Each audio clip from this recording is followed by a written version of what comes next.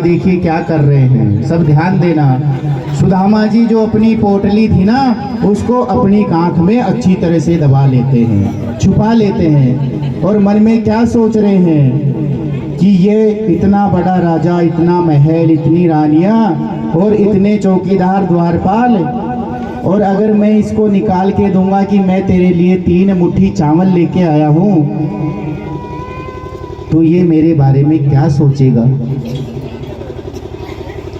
मैं तो इसको चावल नहीं दूंगा, और वो भी कच्चे, मैं इसको नहीं दूंगा। और छुपा लेते हैं और बोल रहे नहीं, कछु ना भेजो, तुम्हारी भाभी ने कछु ना भेजो।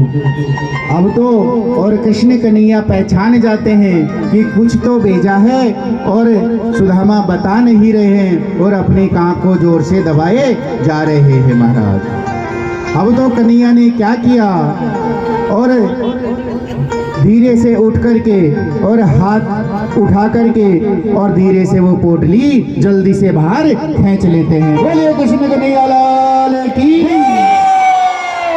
और जैसे ही पोटली खींची और खींचते ही कन्हैया ने जल्दी से उत्सुकता, बस देखिए मन में कितनी उत्सुकता है कि भाभी ने मेरे लिए क्या भेजा है। और जैसे ही खोल के देखा, सामने मुंह कर लीजिए कन्हैया उधर, और जैसे ही चावल देखा और चावल को 1 मुट्ठी भरी और यूं ही कच्चे ही चावल खाने लगे महाराज। 1 मुट्ठी खाई और 1 लोक का राज ब्राह्मण को दे दिया महाराज। फिर दूसरी मुट्ठी भरी और दूसरी मुट्ठी खा गए और दूसरे लोक का राज भी ब्राह्मण को दे दिए। जैसे ही तीसरी मुट्ठी भरी और खाने लगे, और रुक्मणी आकर के उनका हाथ पकड़ लेती है कि भगवान आप ये क्या कर रहे हो, आपने इन चावलों के बदले और 2 लोक का राज ब्राह्मणों को दे दिया, अगर तीसरे लोक का भी राज दे दोगे ना, त्रिलोकी के नाथ कौन है, कृष्ण कन्हैया, अगर तीनों लोगों का ही राज दे दोगे तो अपने पास कुछ भी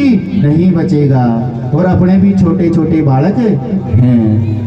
अब जैसे ही हाथ पकड़ा और कन्हैया रुक जाते हैं, और देखिए इधर से सुदामा देख रहे हैं, और सुदामा सोच रहे हैं कि मैं तो इसके यहाँ कुछ मांगने की खातिर आया हूँ, भाई कुछ लेके जाएंगे, और ये तो क्या देवाड़ है, बोले खुद ही भूखा बड़ा है, जो कच्चे चावलों को भाग गया जैसे तो कोई 10-20 दिन का भूखा हो, ये अपन को क्या देगा महाराज।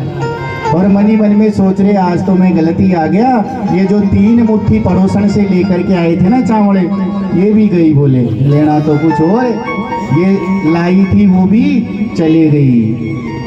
ऐसे विचार करने लगे, और इधर से और सुदामा जी द्वारिका में यहाँ कृष्ण कन्हैया के रुके, और खूब कृष्ण कन्हैया ने उनकी सेवा करी, खूब आनंद लिया। अब देखिए ब्राह्मण को है ना अच्छा खाने को मिल जाए तो इससे बड़ी अच्छी और कोई बात नहीं लगती उनको।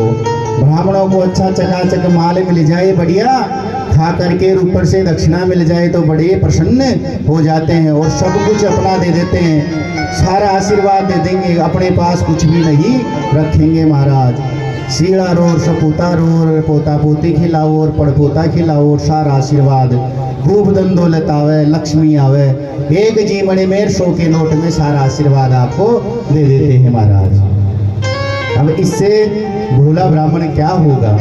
बोलिए कृष्ण कन्हैया लाल की। अब 2-4 दिन बीत जाते हैं महाराज।